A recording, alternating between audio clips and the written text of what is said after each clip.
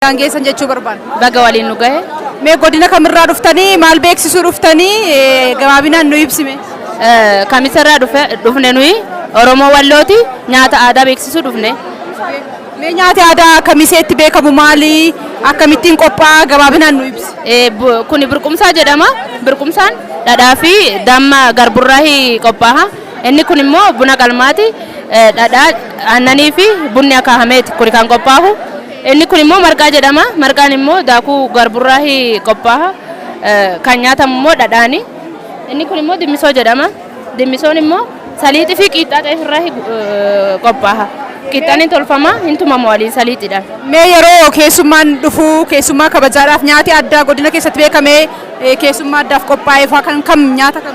Burqumsaa, caccabsaa, waqaalimoodha.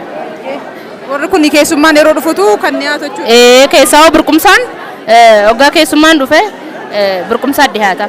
Mee maal jedhama meeshaan kun maqaan isaa? Kuni buqqee jedhama. Mi'a burqumsaati. Aannanis ittiin godhama. Akkas. Galatooma. Sinis galatooma.